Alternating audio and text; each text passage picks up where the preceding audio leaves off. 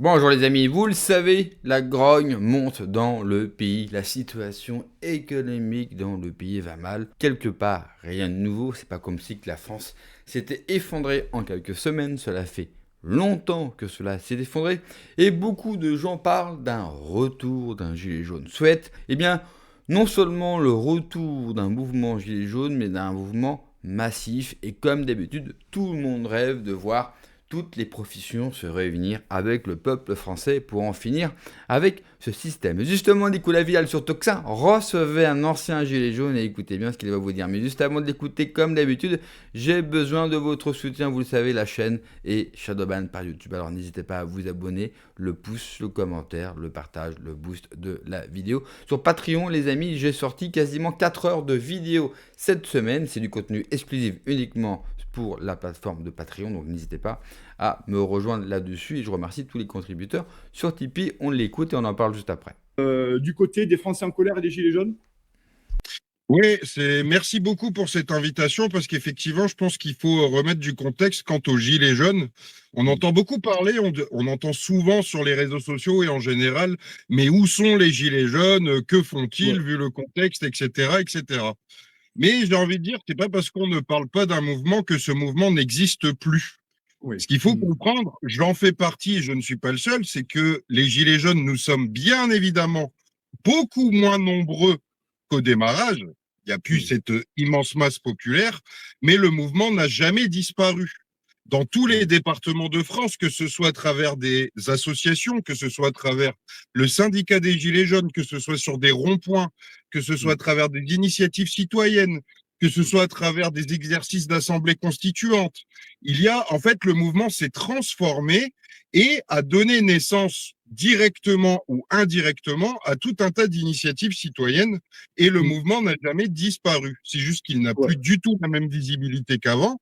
C'est juste qu'on est aussi beaucoup plus discret suite à la répression qu'on a subie historiquement, qui est une répression historique, je tiens à le rappeler, mais ce mouvement n'a jamais disparu. Donc en fait, nous, les gilets jaunes, j'ai envie de dire, de la première heure qui n'ont rien lâché, quand on nous pose la question où sont les gilets jaunes, on a plutôt envie de retourner la question et de dire où sont les autres. Puisque les gilets jaunes, effectivement, nous sommes toujours sur les ronds-points, nous avons constitué des associations, des collectifs, des syndicats. Et effectivement, il y a encore des dizaines de ronds-points qui sont actifs et il y a pas une seule manière d'être gilet jaune. C'est-à-dire que les manifestations, comme je le disais, on a été fortement réprimés. Et du coup, forcément, aujourd'hui, on continue à être très engagé dans la vie de la cité, à vraiment vouloir créer un basculement pour arriver vers un autre modèle de représentation et pour que le peuple redevienne souverain. Et en fait, du coup, on n'a jamais lâché le terrain. Alors oui, ce week-end, dans le Nord, il y aura certainement des gilets jaunes au rond-point de Grande-Sainte. C'est à la frontière entre Grande-Sainte et Dunkerque. Il y a nos historiques gilets jaunes du rond-point du Mine à l'Homme, à côté de Lille. Et il y a, moi, personnellement, cet après-midi, je serai avec une permanence du syndicat des Gilets jaunes, mais il y a les Gilets jaunes constituants qui sont toujours actifs. Donc, c'est un mouvement, en fait, qui ne s'est jamais totalement éteint. On est encore, je dirais, quelques milliers en France, je ne saurais pas trop chiffrer. Et on est toujours et bel et bien actifs. Et c'est pas parce qu'on n'a pas de visibilité qu'on parle plus de nous que nous n'existons plus. Et je voulais vraiment remettre ce contexte-là aujourd'hui sur les Gilets jaunes. Nous sommes bel et bien toujours là. À une ère, je finirai là-dessus, à une ère où en fait, le combat aujourd'hui est très, très, très digital et numérique. C'est-à-dire qu'il y a effectivement énormément de gens engagés sur les réseaux sociaux et à travers tout un tas de médias indépendants, et c'est très, très bien de le faire. Mais sur le terrain, il manque de monde sur le terrain. Et je voulais te dire, Christophe, là-dessus, on est en direct. Je rappelle pour nos auditeurs, hein, ce matin, on parle de lutte ce matin, on est en fil rouge. Alors, Christophe Morel est là, bien entendu, gilet jaune, et il vient nous parler de ces mouvements, notamment. Et on est en fil rouge matinal, les amis, hein, notamment à la ferme du Soulet, à Bolou, dans l'Ariège. Vous avez les images en direct. Nous avons Adine sur place et Yann Deva. Donc, c'est des images en direct que vous voyez. Voilà ce qui se passe. La vaccination n'a pas encore commencé. Christophe, j'ai envie d'avoir ton avis là-dessus. Ce matin, il y a énormément de gens là, sur ce combat-là. Tu vois bien, j'ai quand même l'impression que les Gilets jaunes ont mis aussi toute une forme de résistance chez des citoyens qui s'engagent aujourd'hui, qui sont là depuis 6 heures du matin à la ferme du Soulet pour soutenir l'élevage Christelle Record, pour, à un moment donné, au moins faire pression publiquement, pacifiquement contre ça. Ça doit donner du courage aussi qu'il y ait des gens là qui sont à un moment donné. Peut-être qu'il y a 5 ans de ça, il n'y aurait eu personne à la ferme du Foulet. Hein. Oui, oui, bien sûr. Et je suis persuadé d'ailleurs qu'il y a un ou deux de nos camarades qui doivent être présents là-bas parce qu'il y a Ouais. toujours un gilet jaune qui traîne dans les Ouais. situations où Ils il sont faut être. partout. Hein. Ils sont partout, ces gilets jaunes. C'est une horreur. Ouais. Ouais, non, mais tu vois, cette forme d'engagement et de citoyenneté, d'aller là-bas un matin, un vendredi matin, à 6 h du matin, pour essayer de soutenir une éleveuse qui ne veut pas faire vacciner ses bêtes une bonne fois pour toutes. Enfin, nom de nom, c'est pas possible de forcer les gens. On voit qu'il y a du monde, quoi. Ça doit te donner du courage aussi, Christophe, toi, en tant que jeune historique. Oui, bien sûr. Et puis, je tiens à dire aussi que les Gilets jaunes ont cette particularité, bon, peut-être pas l'exclusivité, mais cette particularité, en fait, d'être aux côtés de tous les combats pour la justice, la dignité, le bien commun de tous. Et face à tous les abus d'autorité de cette oligarchie, les Gilets jaunes sont bien évidemment et naturellement toujours en soutien, que ce soit à travers les réseaux sociaux ou concrètement sur le terrain. Nous sommes toujours en soutien de tous les citoyens et tous les êtres humains qui sont opprimés au quotidien. Ce gilet jaune, à la base, c'est pas une organisation, c'est pas une organisation structurée, c'est un symbole face à l'injustice, face aux inégalités, face à l'autoritarisme, face au manque de démocratie, etc., etc.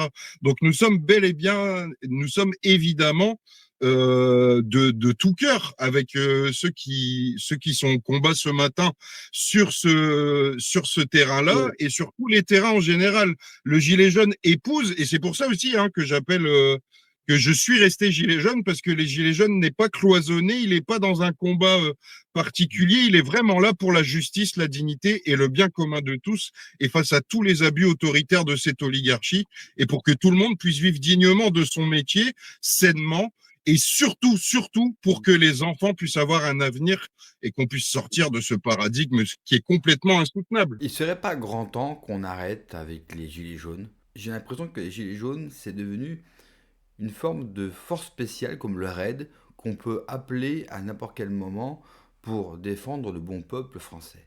Et puis quand je l'entends dire, nous avons encore des gilets jaunes sur les ronds-points. À quoi ça sert?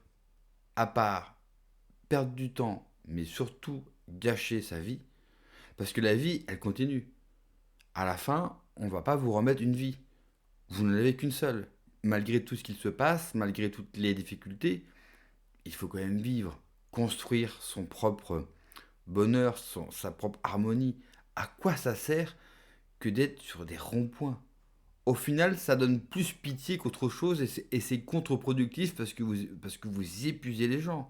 Alors certes, j'imagine que les gens qui restent sur des ronds-points, ça leur permet d'être entre eux et d'aller trouver du réconfort, mais c'est quand même bien triste. C'est quand même bien triste. Moi, pourquoi j'appelle pas au retour des Gilets jaunes? Déjà parce que je n'y crois pas. Donc je préfère être honnête avec vous au lieu de vendre une douce musique qui, je sais, fait plaisir, fera plaisir à certains. Au fond de nous, on a tous envie de voir un grand mouvement populaire et que ça pète. C'est pas ça le problème. Il faut être juste et dire la vérité. J'ai pas envie de jouer cette partie. Et puis, appeler les Gilets jaunes alors que je suis confortablement assis dans mon bureau, je trouve ça un petit peu grossier et malvenu. Donc moi, je n'appelle à rien du tout. Mais surtout, il ne se passera rien. Il faut arrêter d'exciter dans des vidéos les gens en leur faisant croire qu'il va se passer quelque chose ou que surtout d'autres vont faire. Et nous, on va commenter et puis on va leur dire c'est bien. Les gilets jaunes, ils ont échoué pour plein de raisons. Et ce qui est le plus dramatique avec les gilets jaunes, c'est qu'ils n'ont jamais tout travaillé sur cet échec-là. Jamais. Quand vous les entendez parler de l'ancien mouvement gilets jaunes, eh bien, ils n'ont toujours pas compris pourquoi ils n'ont pas réussi. Par exemple, au moment de l'intervention de ce gilet jaune sur Toxin, il y avait une vaccination de force de vaches en Ariège. Ils ont envoyé une trentaine, une quarantaine de gendarmes pour vacciner des vaches. Et vous avez vu toute une réaction. Tout le monde a eu le droit à sa petite réaction sur les réseaux, à sa larme versée. C'est très bien, mais on s'en branle. Parce qu'une fois que vous avez fini avec votre indignation et votre colère, il se passe quoi? Vous allez prendre vos fourches, appeler les gens à prendre leurs fourches, vous allez faire quelque chose, vous allez vous battre? Absolument pas. Vous allez continuer à regarder, à commenter, et à ne rien faire. Ou alors à promouvoir encore les mauvaises solutions et à enfermer les gens dans une espérance qui les mènera à la rien, juste à la nuit. C'est d'ailleurs la direction que l'on prend. On manque d'une maturité politique et on vit la politique comme des enfants, avec nos lobbies, avec nos fantasmes, avec nos projets politiques, nos personnalités politiques, nos partis politiques. Quand je vois qu'il y a des gens qui pensent encore que François Asselineau sera le prochain président ou qu'il peut être le prochain président, enfin, à un moment donné, on ne peut plus rien pour vous. Vraiment, on ne peut plus rien. Faire croire aux gens qu'une démocratie directe, que tout le monde peut décider, que tout le monde peut voter, que le RIC à échelle nationale peut fonctionner, que les solutions qu'apporte Étienne Chouard peuvent fonctionner, là aussi, c'est de l'ordre du fantasme politique et surtout, ça ne repose sur rien.